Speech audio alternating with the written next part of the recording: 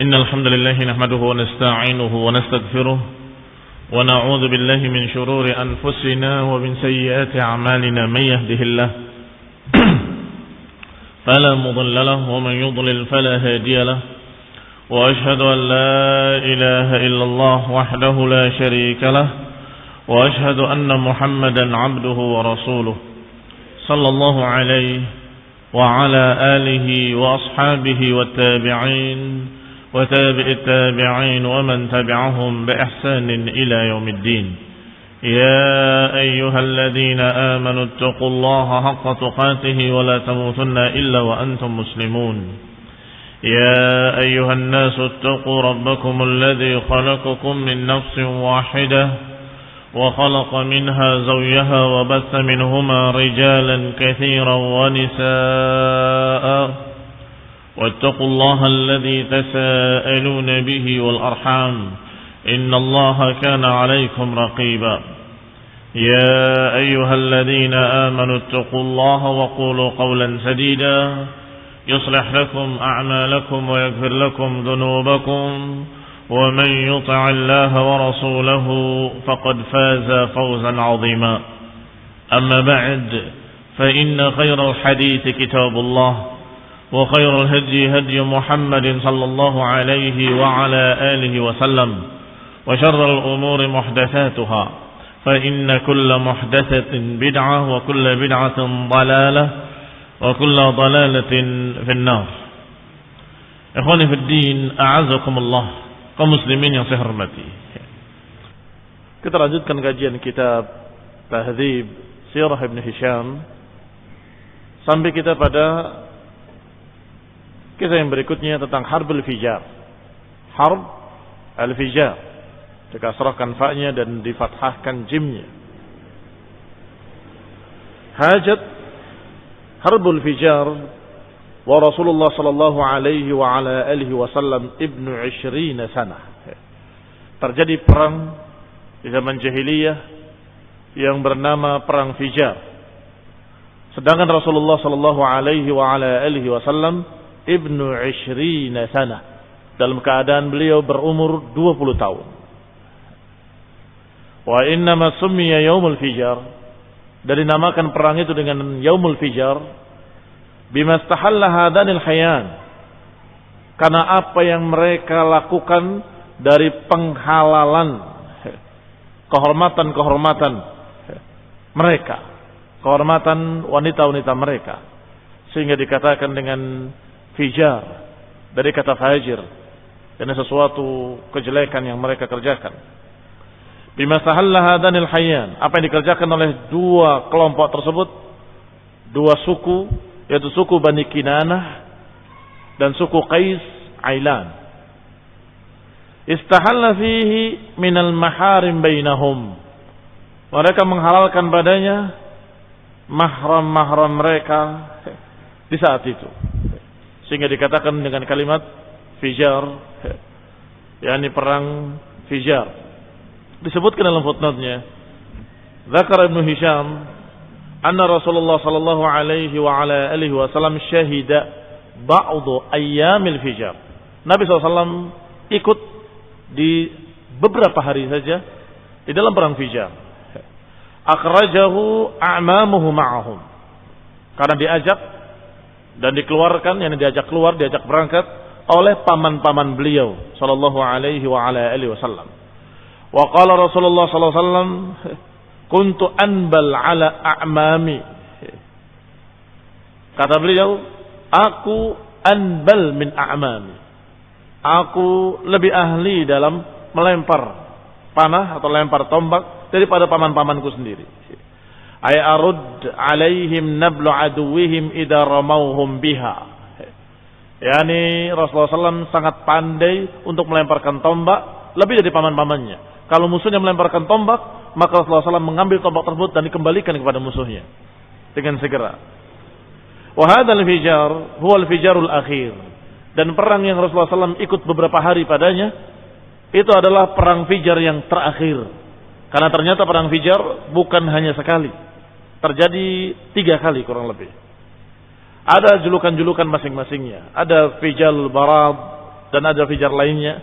Tetapi di sini dikatakan wa huwa fijarul barad, yang Rasulullah SAW sempat ikut di dalamnya karena didorong oleh paman-pamannya, adalah pada perang Fijar al-Barad bidad. Wa qablahu fijarat thalathah. Sebelum itu terjadi fijar-fijar yang lain, ada 3. Awwaluha, yang pertama perang Fijar antara Bani Kinanah dan Bani Hawazun. Yang kedua, perang Fijar yang terjadi antara Quraisy dengan Hawazun juga. Yang ketiga, perang Fijar yang terjadi antara Bani Kinanah dan Hawazun. Wa tafsiluha fil Aqdil Farid. Dan rinciannya ada dalam kitab lain, yaitu dalam Aqdil Farid. Ala kulli hal, sekedar kita meriwayatkan apa yang dinukil oleh para ulama, diantaranya oleh Ibnu Hisham, tentang pernahnya terjadi peperangan Fijar yang sempat Rasulullah SAW ikut dan beliau masih berumur 20 tahun. Wa kana qaidu Quraisy wa Kinanah Harb ibni Umayyah. Sedangkan pemimpin pasukan Quraisy dan Bani Kinanah dipimpin oleh seorang yang bernama Harb ibni Umayyah. Wa kana dhuhur fi awalin nahar, kemenangan di awal siang dimenangkan oleh Qais ala Kinanah. Berarti Kinanah kalah, Qais yang menang, Qais Ailan. Hatta idza kana fi wasatin nahar, tetapi di siang harinya atau di tengah harinya, kana dhuhur li Kinanah ala Qais. Ternyata Kinanah yang memenangkan di atas Qais Ailan. Sehingga yang namanya kemenangan biasanya dihitung akhirnya. Berarti pada akhirnya menang siapa? Bani Kinanah atau Bani Qais bin Ailan? Qais Ailan. Hah? Enam Kinanah. Dan Kinanah itulah yang bersama Quraisy. Quraisy wa Kinanah dipimpin oleh Harb ibn Umayyah yang Rasulullah SAW sempat ikut di dalamnya beberapa hari. Itu yang memenangkan pada akhirnya. Wallahu ta'ala a'lam. Yang berikutnya tazwij Khadijah radhiyallahu taala anha.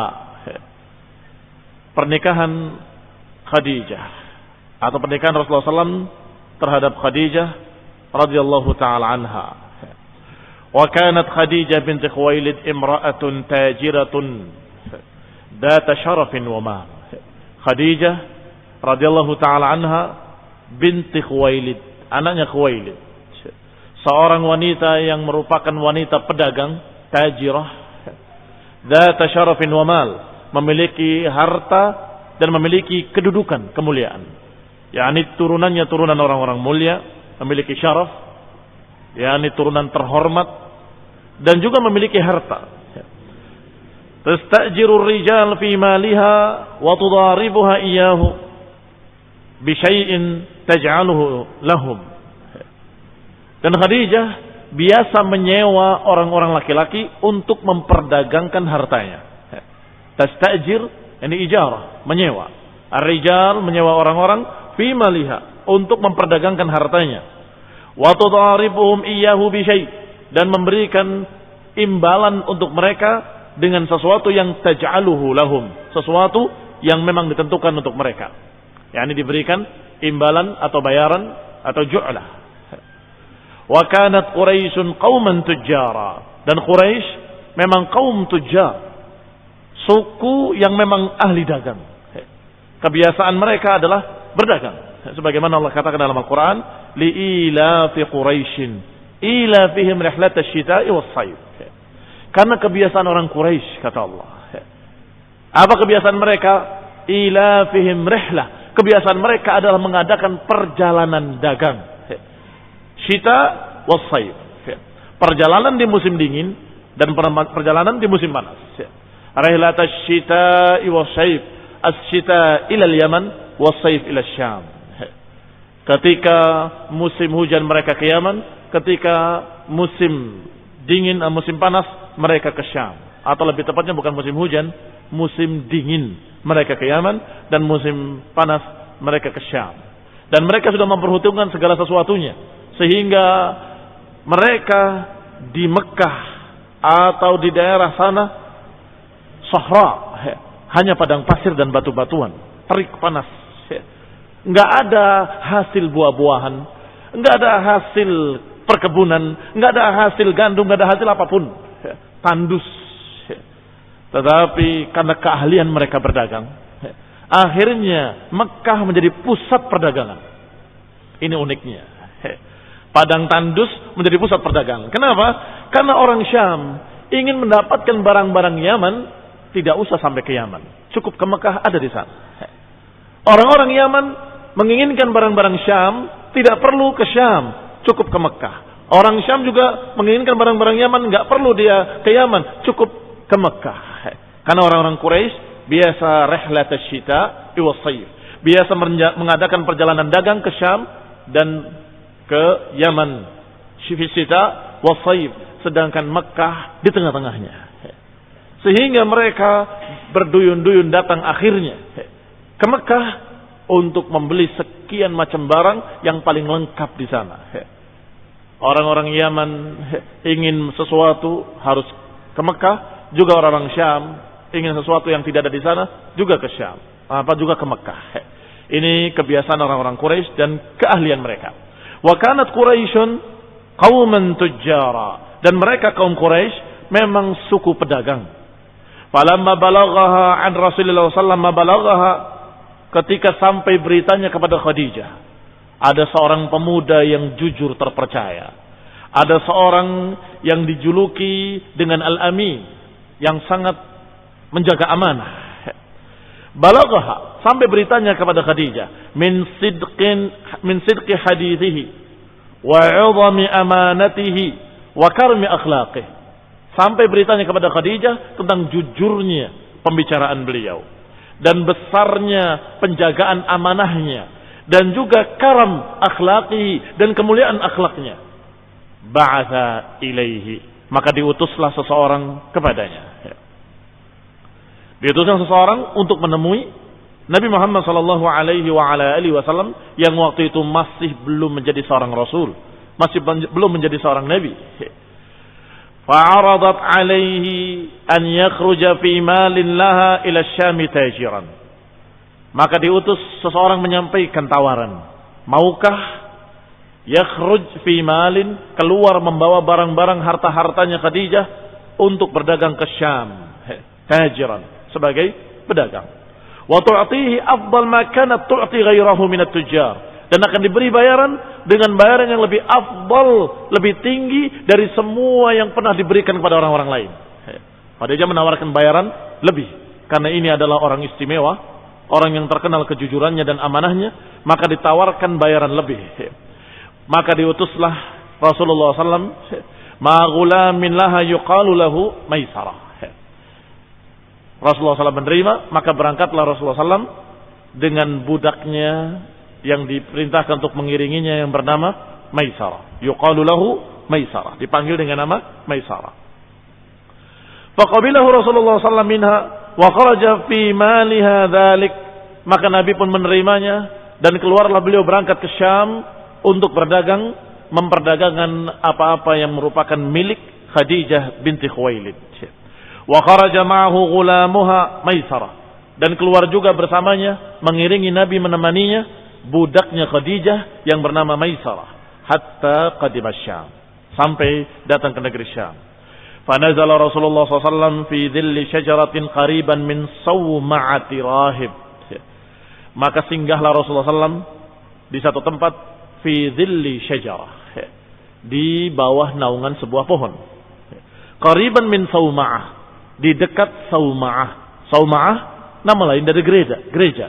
Gereja disebut kanisah, disebut juga Sawma'ah. Kadang-kadang Sawma'ah disebut untuk menjuluki tempat ibadahnya Yahudi. Sawma'ah sebuah rahib, seorang rahib. Gerejanya seorang pendeta. Minar rohban, dari beberapa pendeta. Ini salah seorang pendeta. Fattala'a ar-rahib ila Maisarah, maka keluarlah pendeta tadi menemui Maisarah. Faqala, maka berkatalah pendeta tadi kepada Maisarah, man hadzal rajul alladhi nazala tahta hadhihi asy-syajarah? Siapakah orang ini yang singgah di bawah pohon itu? Faqala lahu Maisarah, Maisarah menjawab, hadza rajulun min Quraisy min ahli al-haram. Orang ini adalah seorang pemuda dari Quraisy, dari penduduk Al-Haram. Al-Haram adalah daerah di sekitar Ka'bah, dijuluki dengan Al-Haram, tempat suci. Faqala lahu rahib, maka berkatalah rahib kepadanya, "Ma nazala tahta hadhihi syajar qat illa nabiyyun." Kata pendeta tadi, tidak akan duduk di bawah pohon ini seorang pun kecuali seorang nabi. Demikian kata pendeta tadi kepada Maisarah. Enggak akan duduk di bawah pohon ini kecuali seorang nabi. Ya, ini isyarat yang berikutnya. Setelah isyarat yang didengar oleh Abu Talib ketika Rasulullah SAW ikut bersamanya ke Syam. Di sana Rasulullah SAW dikatakan oleh pendeta bahwa ini adalah ciri-cirinya, ciri-ciri seorang nabi. Berarti ini yang kedua, didengar oleh Maisarah dari seorang pendeta. Thumma ba'a Rasulullah SAW sil'atahu allati kharaja biha. Maka ketika sampai di Syam, Rasulullah SAW menjual barang-barangnya dan memperdagangkan barang-barangnya yang dia bawa, yang dia keluar memang untuk tujuan itu. Washtara ma arada an yashtari. Setelah itu, setelah laku, maka beliau pun membeli apa yang diperlukan untuk dibeli. Thumma aqbala qafilan ila Makkah. Kemudian kembali ke Mekah. Perhatikan cara dagangnya Rasulullah SAW. Dan itu cara dagangnya orang-orang Quraisy ketika itu. Bahwa ketika datang satu negeri, apakah ke Syam atau ke Yaman, mereka jual barang-barang mereka semuanya. Setelah mendapatkan hasilnya, uangnya, dia tidak pulang membawa uang. Tapi pulang membawa barang-barang yang kira-kira bisa dijual. Ini ke Mekah atau dibutuhkan nanti untuk orang-orang yang Syam yang akan datang. Ya, ini ketika dia jual ke Yaman, misalnya, dia beli setelah itu barang-barang Yaman, dia bawa pulang ke Mekah. Imma dijual di Mekah, mereka membelinya. Kalau tidak, mereka akan bawa lagi nanti ke Syam. Setelah di Syam laku barang-barang tersebut, maka dia beli dari barang Syam, dia bawa ke Mekah. Apakah dijual di Mekah atau kemudian akan dibawa lagi nanti dari Syam ke Yaman dan dari Mekah ke Yaman. Demikian cara dagang mereka. Ma'ashtara ma arada an yashtari. Tsumma aqbala qafilan ila Makkah, sampai Rasulullah SAW kembali ke Mekah. Fakana Maisarah idza kanat al-hijrah idza kanat al-hajirah washtadda al-har yara malakaini yudhillanihi min asy-syams. Ketika pulangnya Rasulullah SAW kembali ke Mekah, aqbala qafilan ila Makkah. Fakana Maisarah idza kanat al-hajirah, dan Maisarah jika datang waktu hajirah, waktu zuhur, washtadda al-har, dan semakin terik panasnya. Hajirah adalah waktu zuhur sebagaimana disebutkan dalam hadis yang kita pelajari dalam kitab Mawaqitus Shalah, bahwa Rasulullah SAW yusalli dhuhra bil hajirah. Yusalli dhuhra bil hajirah. Beliau alaihi salatu wassalam salat zuhur di waktu hajirah. Yani ketika panas sudah sangat teriknya, puncak-puncaknya panas. Washtadda har, maka Maisarah ketika itu mesti melihat. Yara malakain, melihat dua malaikat.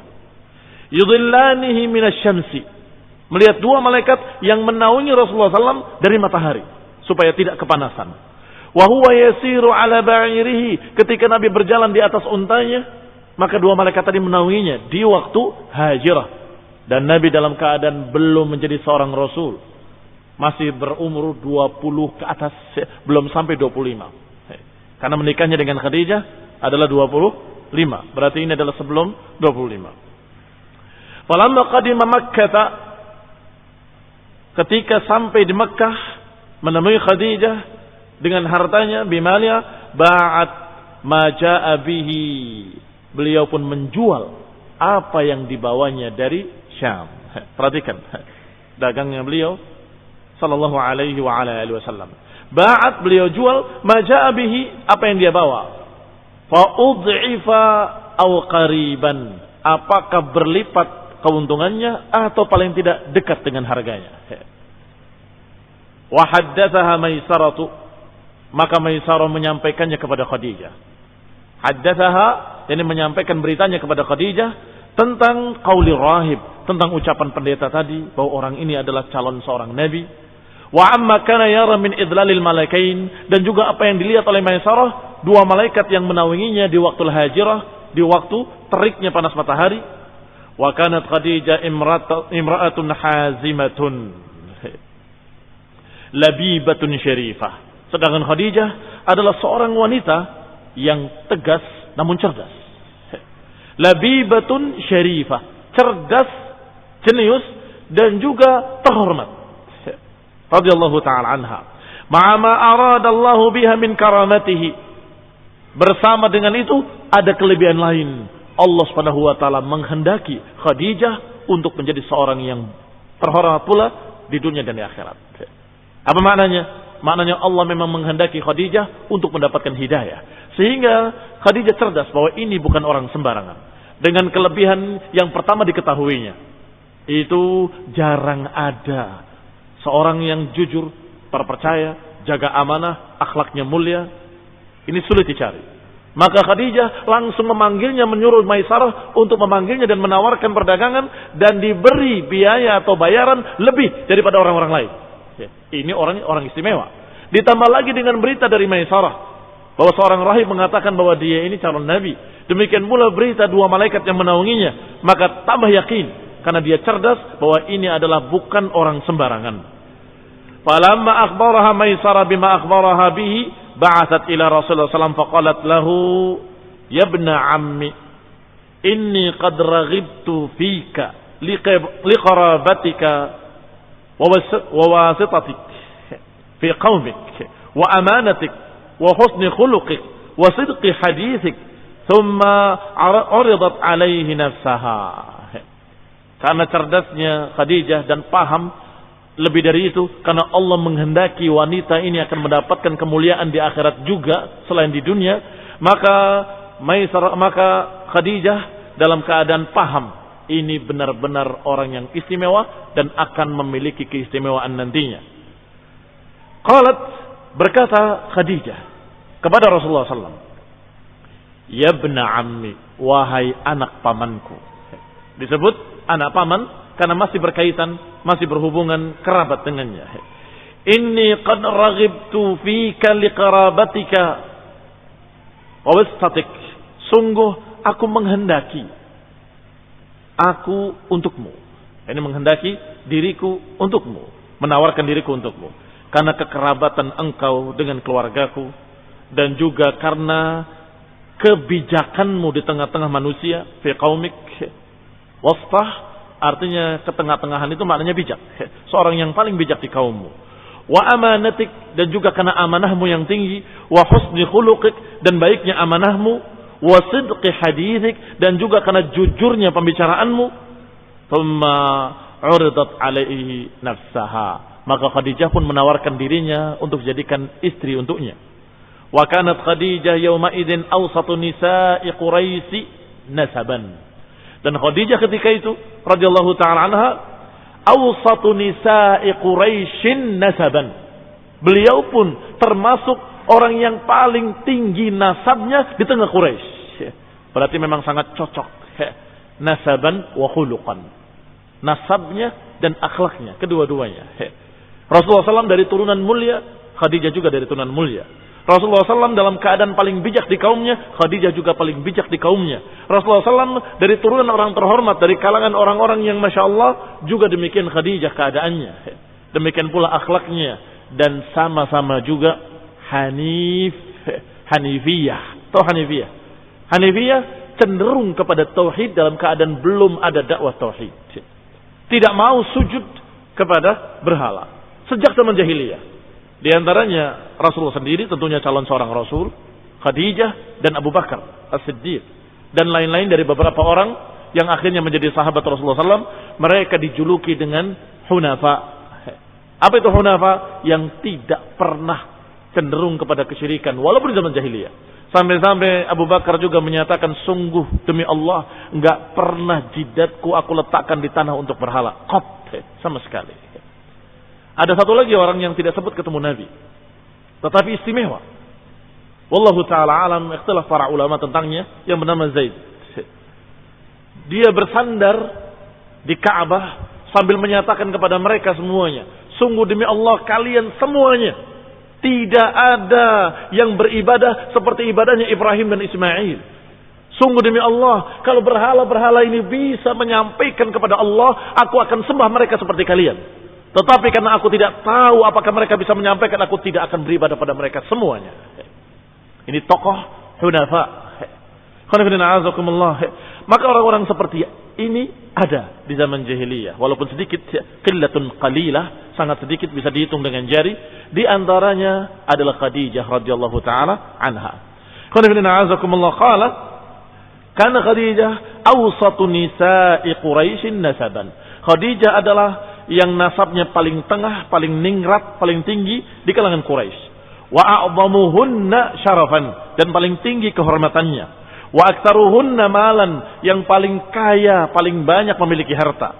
Kullu qaumiha kana harisan ala dzalik. Maka semua kaumnya sangat berhasrat, sangat berkeinginan untuk bisa menikahinya. Lau yaqdir 'alaiha, kalau saja mampu untuk menikahinya.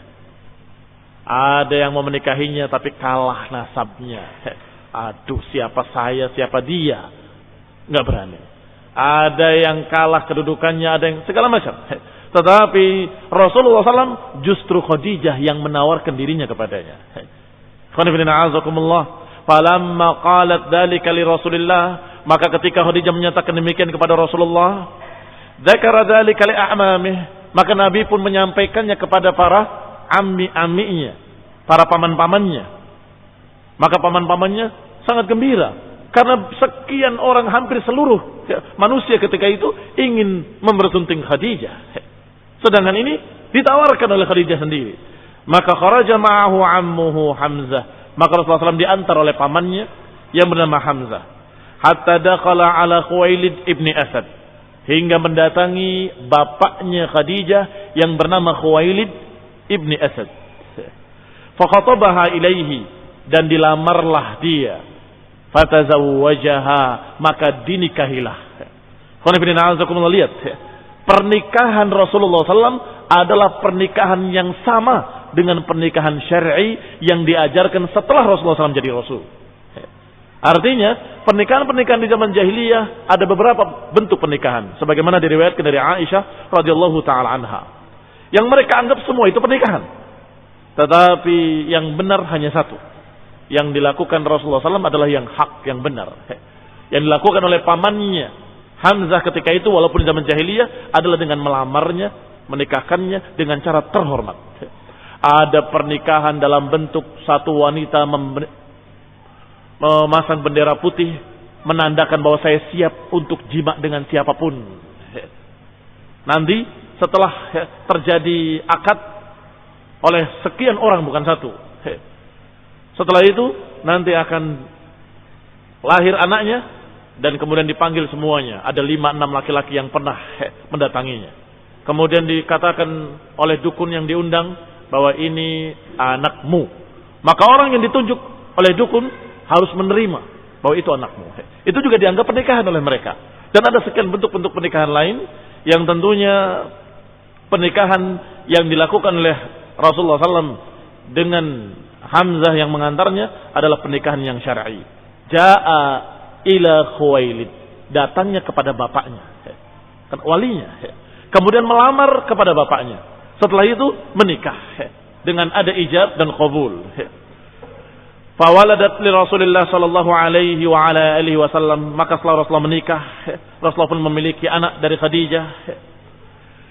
Waladahu kullahum. Waladat li Rasulillah sallallahu alaihi wa ala alihi wasallam waladahu kullahum illa Ibrahim.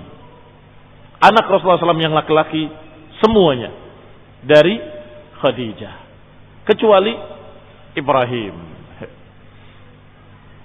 Nah, adapun Ibrahim lahir dari Rasulullah SAW dengan istri yang bernama Maria Al-Qibtiyah, yang tadinya adalah budak yang dihadiahkan oleh Muqawqis Raja Mesir kepada Rasulullah SAW dari Qibti. Qibti itu adalah nama lain Mesir. Setelah itu Rasulullah SAW melepaskannya, memerdekakannya, dan kemudian dinikahi oleh Rasulullah SAW. Nah, dijadikan pemerdekaannya sebagai maharnya. Maka lahirlah dari Maria Ibrahim. Maka dikatakan di sini oleh Ibnu Hisham bahwa anak laki-laki Rasulullah SAW semuanya lahir dari Khadijah. kecuali Ibrahim dari Maria Al-Qibtiyah. Siapa anak-anaknya? Al-Qasim. Wa bihi kana yukanna, dan dengan Qasim itulah Nabi dijuluki dengan kunyah Abul Qasim. Sehingga barang siapa yang menamakan dirinya atau menamakan anaknya Muhammad, jangan dijuluki bersamanya dengan kunyah Abul Qasim. Enggak boleh menggabungkan antara nama Rasulullah SAW dengan julukan Abul Qasim. Nah, demikian pula anak-anak lainnya dari Khadijah. Wat-Tahir, Wat-Tayyib. Jadi ada nama anak lainnya yang laki-laki, yaitu Tayyib dan Tahir. Sedangkan yang perempuan dari Khadijah, Zainab, wa Ruqayyah, wa Ummu Kulthum, wa Fatimah, alaihimus salatu wassalam. Semoga salawat dan salam kepada Rasulullah SAW dan kepada anak turunannya. Lihat anak laki-laki Rasulullah SAW, semuanya dari Khadijah kecuali Ibrahim, yaitu Qasim, Tayyib dengan Tahir. Sedangkan anak perempuannya Zainab, Ruqayyah, Ummu Kulthum dan Fatimah. Fa ammal Qasim wa Tayyib wa Tahir fahalaku fil jahiliyah. Adapun 3 anak laki-lakinya Allah takdirkan wafat. Allah takdirkan meninggal masih di zaman jahiliyah. Artinya belum masuk waktu Islam, belum diangkat sebagai rasul, mereka telah wafat. Halaku fil jahiliyah. Mereka semuanya meninggal di zaman jahiliyah, artinya belum diangkatnya Rasulullah SAW sebagai rasul. Dan ini Allah takdirkan demikian dengan hikmah yang Allah kehendaki, sehingga tidak ada seorang pun yang bernasab turunan Nabi, enggak ada. Yang ada turunan Ali dari anak perempuannya Fatimah. Dan yang namanya nasab kepada laki-laki, bukan kepada perempuan. Sehingga walaupun mereka dikatakan turunan Fatimah, kan Fatimah anak Nabi, berarti turunan Nabi, turunan Ali. Karena yang namanya ibn kepada laki-laki. Sehingga mereka tidak dikatakan sebagai turunan Nabi, tetapi mereka dikatakan Alawiyun, turunan Ali. Wallahu ta'ala a'lam. Allah takdirkan anak-anak laki Rasulullah SAW semuanya wafat di waktu kecil, termasuk Ibrahim.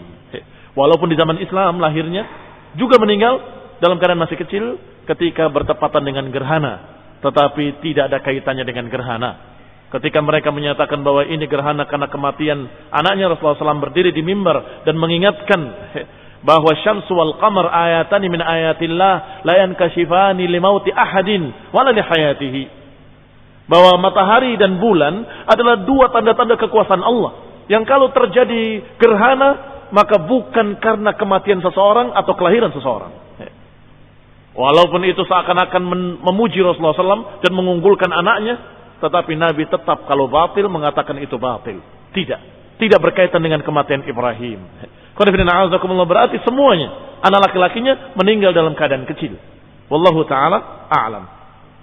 Wa amma banatuh, adapun anak-anak perempuannya, fakulluhunna adraknal Islam, semuanya sempat mengalami keislaman. Semuanya para perempuannya. Ummu Kulthum sempat, Ruqayyah, Zainab dan juga Fatimah. Fa aslamna wa hajarna ma'ahu, sempat masuk Islam, bahkan sempat hijrah bersama Rasulullah sallallahu alaihi wa ala alihi wasallam. Di antaranya yang terkecil dinikahi oleh Ali, yaitu Fatimah, sedangkan Ummu Kulthum dan Ruqayyah dua-duanya pernah dinikahi oleh Utsman.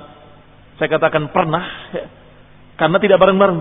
Kalau kita katakan dua-duanya dinikahi oleh Utsman ibn Affan, maka seakan-akan beliau mengumpulkan 2 ukhtain dan itu haram. Tidak. Artinya kedua-duanya pernah menjadi istri Utsman ibn Affan. Dinikahi yang satu, kemudian meninggal sakit ketika waktu perang Badar, dan Rasulullah SAW mengizinkan Utsman ibn Affan untuk tidak berangkat jihad pada saat itu karena istrinya yang merupakan anak perempuan Rasulullah SAW sakit keras sampai meninggalnya. Maka dinikahkan lagi Rasulullah SAW dengan istrinya, dengan anaknya yang lain, Ummu Kulthum dan Ruqayyah, sehingga dijuluki Utsman ibn Affan dengan Dzunnurain. Dzunnurain, pemilik 2 cahaya. yakni pernah menikahi 2 anak Rasulullah sallallahu alaihi wa ala alihi wasallam, maka tidak kalah dengan Ali ibn Abi Thalib dalam masalah itu. Allah taala a'lam. Sehingga wajar kalau para ulama menyatakan, walaupun ada ikhtilaf sedikit, menyatakan Utsman lebih utama daripada Ali. Sehingga mereka menyatakan bahwa Abu Bakar paling utama, kemudian Umar, kemudian Utsman, kemudian Ali. Sesuai dengan urutan Khulafaur Rasyidin, sesuai pula dengan itu keutamaan mereka. Abu Bakar bukan hanya menikahi anak Rasul, tapi Rasulullah merupakan mantunya, menikahi anaknya Abu Bakar. Demikian pula Umar, anaknya dinikahi oleh Rasulullah SAW. Maka ini lebih utama, lebih tinggi. Kemudian Utsman dan Ali kedua-duanya mantu Rasulullah sallallahu alaihi wasallam. Ini dari sisi qarabahnya, mereka adalah kerabat-kerabat Rasulullah yang sangat dekat. Belum lagi dari sisi iman mereka. Sehingga dikatakan afdalu ummatin nabiyyi ba'dahu Abu Bakr tsumma Umar. Sebaik-baik manusia setelah Nabi adalah Abu Bakar, kemudian Umar. Baru kemudian bagaimana dengan Ali dan Utsman? Ada perbedaan sedikit, tetapi yang berpendapat Utsman lebih utama daripada Ali, mereka sungguh sangat tegas menyatakan bahwa Utsman lebih utama daripada Ali bin Abi Thalib, bahwa Ali yang keempat. Adapun pendapat yang menyatakan hanya 3 yang disebut, Ali nggak disebut. Bahwa afdhalul ummatin Nabi, dalam hadis dikatakan sebaik-baik umat Nabi adalah Abu Bakar, thumma Utsman. Ali nggak disebut. Berarti belum tentu Ali yang keempat, mungkin yang kesekian. Maka itu dibantah dengan keras oleh para ulama ahli sunnah. Man lam yurabbi' bi aliyin fahuwa adallu min himari ahli. Siapa yang tidak mengempatkan Ali, maka dia lebih sesat dari keledai piaraannya. Wallahu ta'ala alam. Al-muhim, bahwa anak-anak perempuan Rasulullah SAW sempat mengalami Islam, bahkan sempat hijrah bersama Nabi, bahkan sempat menikah dengan beberapa sahabat Rasulullah sallallahu alaihi wa ala alihi wasallam. Adapun anak laki-lakinya Allah takdirkan wafat sebelum dia besar. Dan ini hikmah yang Allah kehendaki, yang wallahu ta'ala alam, ada hikmah besar di balik itu semuanya, dan itu pasti Allah Subhanahu wa taala menakdirkan dengan keadilannya, dengan hikmah-hikmahnya yang sangat besar. Wallahu ta'ala alam. Subhanaka wa bihamdika la ilaha illa anta astaghfiruka wa atubu ilaik. Wassalamualaikum warahmatullahi wabarakatuh.